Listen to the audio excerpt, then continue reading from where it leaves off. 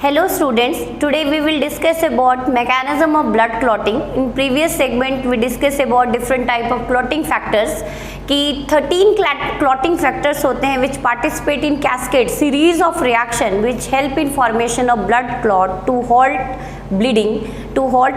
bleeding या stop करना bleeding को ताकि continuous bleeding ना हो.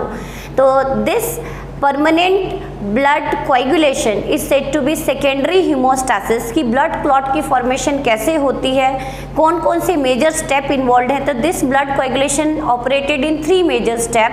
वन बाय वन हम उनको डिस्कस करेंगे, फिर हम इनको मेजर प्रोसेस कैस्केड रिएक्शन में आपको एक्सप्लेन कराऊंगी. तो come over mechanism of blood clotting. This blood clotting is said to be secondary haemostasis. कल मैंने आपको डिस्कस कर दिया था कल की सेगमेंट में.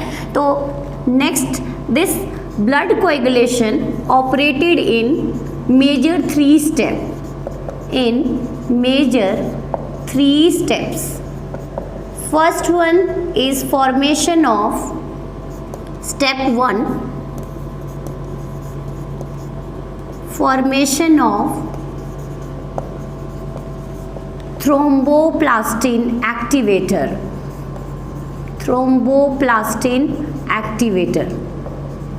ध्यान से समझिएगा कि क्या होते हैं thromboplastin activator and how it is formed in blood plasma which initiate और trigger the process of blood coagulation और formation of clot.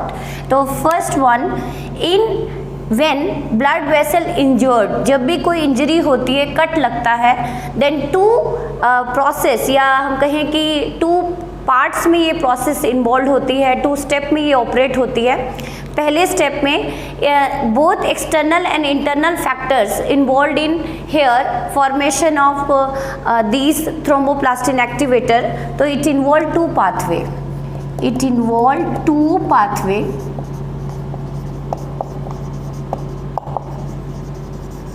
pathways, that is extrinsic pathway and second one is intrinsic pathway. नाम से clear हो रहा होगा आपको.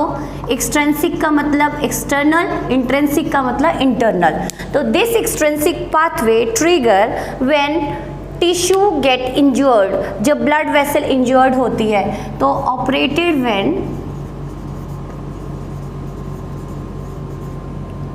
when tissue get injured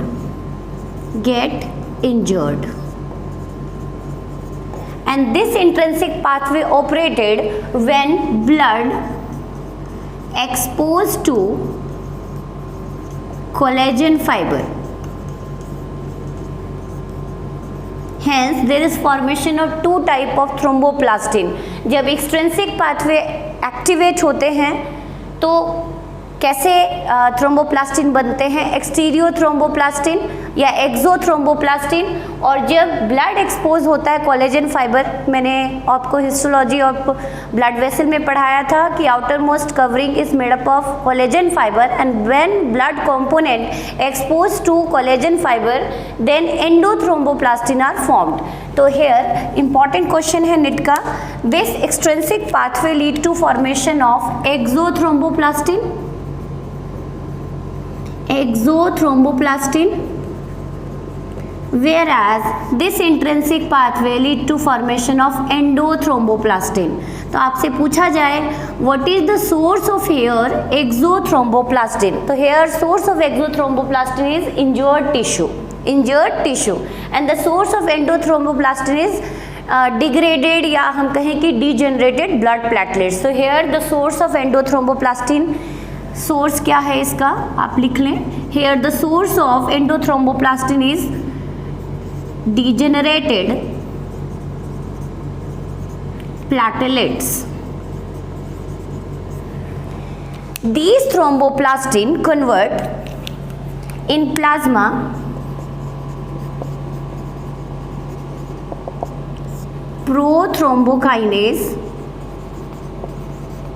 prothrombokinases enzyme is present and this enzyme is the inactive form, exists in inactive form. This enzyme exists in inactive form. This prothrombokinases enzyme in the presence of thromboplastin, whether the thromboplastin is exo or endo, चाहे कैसा भी thromboplastin हो, plasma के अंदर this inactive protein is further convert into thrombokinase. Thrombokinase is the potent form, potent का मतलब active form of enzyme, active form of enzyme. ध्यान से सुने, एक बार फिर से मैं रिकॉल करा देती हूँ कि suppose this is blood vessel बेटा, और यहाँ पे कोई भी कट लग गया, तो जैसे कट लगा टिश्यू क्या हो गए, injured, and these tissue start releasing exothromboplastin, and when the blood corpuscles come in contact with collagen fibre, then degenerated platelets here release endothromboplastin. तो two type of thromboplastin are produced, but both are similar in function, similar in role. Here these thromboplastin, which is the active form, whether the thromboplastin is exo or endo, this prothrombokinase enzyme, which is present in blood plasma in inactive form, further convert into thrombokinase, and this thrombokinase is the active form, and this is said to be formation of thromboplastin activator, and this is said to be thromboplastin activator, and this is thromboplastin activator. Second step, sorry, this is thromboplastin, and this is said to be thromboplastin activator. Thromboplastin activator or active form. Next, second step, step 2, conversion of prothrombin into thrombin. In our blood plasma there are so many numbers of proteins or enzymes. तो first step में आपने क्या देखा बेटा, there is formation of thromboplastin activator, और simply कहूँ तो there is activation of thrombokinase enzyme, and this thrombokinase enzyme convert another prothrombin. Pro means होता है inactive, thrombin, prothrombin that is inactive form, inactive form in the presence of thromboplastin activator. Thromboplastin activator, here thromboplastin activator is which enzyme? Thrombokinase enzyme. Thrombokinase enzyme. Primitive time पे हम thrombokinase word use करते थे. Recently जो आपकी blood coagulation की theory आई है उसमें हम किस टर्म को बार बार यूज़ करते हैं? Thromboplastin activator rather than enzyme, क्योंकि there are so many factor are also involve here, like clotting factor 4, कल हमने सेगमेंट में पढ़ा था, that is clotting factor 4 is here calcium ion which convert prothrombin into thrombin. Clear? तो आपको to step clear हो गए कि जैसे हमारी बॉडी में टिश्यू डैमेज होते हैं, प्लेटलेट्स डैमेज होते हैं, they start producing thromboplastin activator, simply term में. Second step, conversion of prothrombin into thrombin. This prothrombin is also the protein form by liver and it is present in blood plasma, and this prothrombin finally convert into thrombin which is the active form. Again, this is the active form which is found in blood plasma. And third step, that is formation of fibrin network. Conversion of fibrinogen into fibrin. Blood plasma consists of various type of clotting factor along with number of proteins which are associated with clot formation, and the major protein is prothrombin and fibrinogen. Clear? And these prothrombin and fibrinogen कैसे clot formation में help करते हैं, आप ध्यान से सुने. This fibrinogen is found in blood plasma and it exist in dissolved form. Dissolve form का मतलब ये प्लाज्मा के अंदर डिसॉल्व होता है, घुला हुआ रहता है. But in the presence of thrombin this is convert into active in dissolved form, that is fibrin. Insoluble form, not dissolved in blood plasma. Clear? This fibrin here exists in monomer state. This exist in monomer state. आपने पढ़ा ही होगा monomer and polymer का concept. तो ये monomer state में exist करता है बेटा।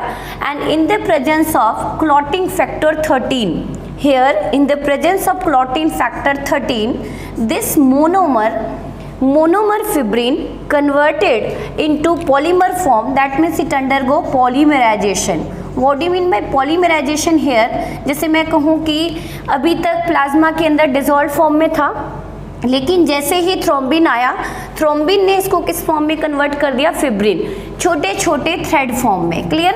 But under the influence of clotting factor 13, this finally transform into long thread like structure, long thread like structure, and this long thread like structure is fibrin polymer. This is said to be fibrin polymer, long chain of insoluble fibrin thread. अब ऐसे thread बन चुके हैं blood में जो insoluble हैं, polymer हैं, and how these thread help in formation of blood clot here. तो suppose this is a blood injured blood vessel, कि ये ब्लड वेसल था और यहाँ पे कोई कट लगा है बेटा. सिंपली यदि मैं स्पिंडल फॉर्म में बताऊँ कि this is injured area, suppose this is injured area where bleeding take place, injured area in injured area simply. Clear? अब ये जो करता क्या है, जो फिब्रिन नेटवर्क बने हैं बेटा, this fibrin network arrange in reticulate manner. In this manner it arrange themselves in injured area. These are the fibrin thread which remain in undissolved condition and they arrange in reticulate fashion. Reticulate का मतलब जाल जैसा बना लेते हैं injured area में. And these network trap dead RBC and WBC. These network trap further dead RBC and WBC and these structure is said to be clot or thrombus. Clear? एक बार फिर से रिकैप करा देती हूँ. Blood clotting involve major 3 step. First one is formation of thromboplastin activator. Primitive यदि आप कोई book उठाएंगे तो वहाँ पे आपको लिखा होगा फॉर्मेशन ऑफ और फॉर्मेशन ऑफ थ्रोम्बोकाइनेज एंजाइम और activation of thrombokinase enzyme rather than formation. यहाँ पे आपका पहला स्टेप बताया जाएगा बेटा एक्टिवेशन ऑफ थ्रोम्बोकाइनेज एंजाइम. लेकिन थ्रोम्बोकाइनेज के लिए अब हम कौन सा टर्म यूज़ कर रहे हैं? Thromboplastin activator. ध्यान से सुने. जैसे ही टिश्यू डैमेज होते हैं, there is formation of 2 type of thromboplastin, exo and endo, and via separate pathway, whether the pathway is extrinsic or intrinsic, both lead to formation of thromboplastin activator. And these thromboplastin activator convert prothrombin into thrombin, and thrombin, which is the active form, which finally convert fibrinogen, which is the dissolved protein in blood plasma, in the presence of thrombin convert into fibrin. But fibrin exists in small chain because it is a monomer unit, which under the influence of clotting factor 13 it transformed or it undergo polymerization and form long chain of fibrin thread which undergo reticulate arrangement. Reticulate का मतलब जाल जैसा arrangement करते हैं, which trap further dead WBC and RBC. These fibrin thread arrange in reticulate fashion which trap dead RBC and WBC and ultimately lead to formation of clot. अब यहाँ पे आपको मैकेनिज्म तो क्लियर हो गया होगा, लेकिन हमने नेट स्पेशल में पढ़ा था कि there are 13 clotting factor which participate in cascade reaction and how they ultimate form blood clot and they participate in halting of bleeding को रोकने में कैसे रोल प्ले करते हैं. और यदि इनमें से एक भी क्लॉटिंग फैक्टर की डेफिशिएंसी हो तो अल्टीमेट क्लॉट क्यों नहीं बनता, why continuous bleeding take place. तो next come over your NEET segment कि how this clotting factor participate in formation of blood clot. Next come over coagulation cascade. Cascade का मतलब क्या होता है बेटा कि जो रिएक्शंस होती हैं स्टेप टू स्टेप, मतलब एक स्टेप होगी तो वो दूसरे को ट्रिगर करेगी, सेकंड होगी तो वो थर्ड को ट्रिगर करेगी in successive manner, and that reaction is said to be cascade reaction और cascade mechanism of blood coagulation. तो ब्लड कोएगुलेशन जो प्रोसेस होती है ह्यूमन में, secondary haemostasis which involve cascade phenomena and operate 13 clotting factor here, कि 13 clotting factor कैसे formation में help करते हैं। अब तक हमने मैकेनिज्म पढ़ा, तो सबसे अगेन सिंपली कहूँ तो there is 3 steps which involve in clot formation. First one is formation of prothrombin activator और thromboplastin activator here, second is conversion of prothrombin into thrombin, and third is conversion of fibrinogen into fibrin which undergo polymerisation to form reticulate network of fibrin which ultimate form clot here. तो how these 13 clotting factor participate in the formation of blood clot here. तो first there is a 2 pathway operated in first step. ये question यदि आपसे directly पूछा जाए कि name the major step in which cascade reaction operated where number of clotting factor participate, तो आप ध्यान से सुने। There is a step number 1 which involve both extrinsic or operated in 2 pathway, extrinsic and intrinsic. Extrinsic pathway continue or trigger when tissue get injured, and intrinsic pathway continue or triggered when blood corpuscles come in contact with collagen fiber. तो आपको ध्यान रहे कि extrinsic pathway कब होती है, जैसे ही tissue damage हुआ, ब्लड वेसल्स में रप्चरन आई, कोई भी कट लगा, तो कंटिन्यू कौन सा पाथवे पहले एक्टिवेट होगा, एक्सट्रिंसिक, और जैसे ही ब्लड कॉर्पुसेल्स कोलेजन के कांटेक्ट में आएंगे immediately within a fraction of second, then intrinsic pathway get activated, and these 2 pathway involve number of clotting factor here, जहाँ पे हम 1 by 1 डिस्कस करेंगे। तो as soon as tissue get injured in the presence of clotting factor 7th here, this 7th clotting factor convert 10th clotting factor which exist in inactive form. सभी clotting factor हमारे blood plasma में किस form में exist करते हैं बेटा, inactive. In the presence of 7th clotting factor or in the presence of 4th clotting factor, 4th तो आपको clear ही होगा, calcium ion. This 10th clotting factor in active form convert into active form, clear? And this 10th active form lead to formation of prothrombin activator which is also said to be thromboplastin activator, confuse मत होना, under the influence of which factor, 5th. तो आपने कौन सा देखा कि extrinsic pathway में याद करने का तरीका, सबसे पहला कौन सा क्लॉटिंग फैक्टर पार्टिसिपेट करता है बेटा, यदि हम इस तरह से कुछ डायग्राम बनाएं तो आपको क्लियर हो जाएगा, बाद में मैं आपको रिकॉल कराती हूँ। Next come over intrinsic pathway, when blood corpuscles come in contact with collagen fibre that is tunica externa, these injured, मतलब हम कहें कि जैसे blood corpuscles platelet come in contact with collagen, these convert 12th clotting factor into active form. सभी clotting factor किस form में, inactive, और ultimate किस में कन्वर्ट होना शुरू हो जाएंगे, एक्टिव। तो 12th clotting factor transform into again active form 12th, and this 12th convert 11th clotting factor into active form and again 9th into active form. तो आपने क्या देखा, पहले 12th एक्टिवेट हुआ, फिर 11th एक्टिवेट हुआ, एंड देन 9th एक्टिवेट हुआ under the influence of which metal ion, that is calcium ion, and these 9th clotting factor ultimate activate 10th clotting factor which again in the presence of 5th clotting factor or 3rd clotting factor that is thromboplastin form prothrombin activator here which is said to be thromboplastin activator. तो यदि मैं simply ray diagram बनाऊं कुछ ऐसा,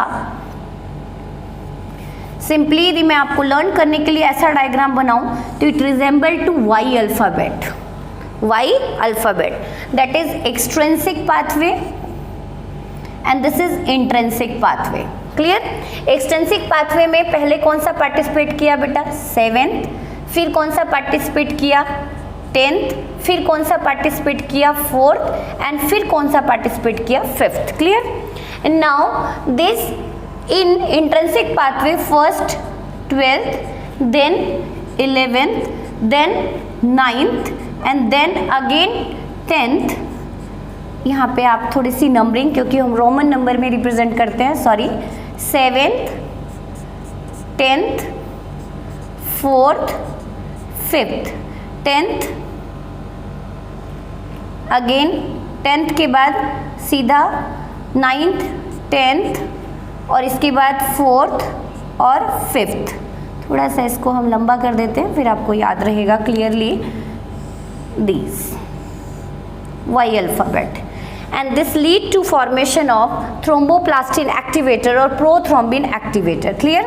These prothrombin activator is formed via operation of both extrinsic and intrinsic pathway. तो आप देख रहे हैं कि clotting factor continuously work कर रहे हैं in cascade manner which convert prothrombin into thrombin, again in the presence of which factor 4th. तो now this prothrombin activator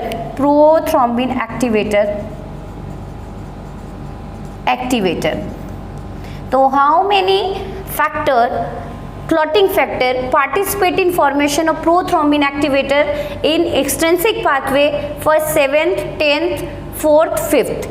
Again आप देख रहे हैं यहाँ से 12th, 11th, 9th, 10th, 4th, 5th, 10th, 4th, 5th, 10th, 4th, 5th common है दोनों में.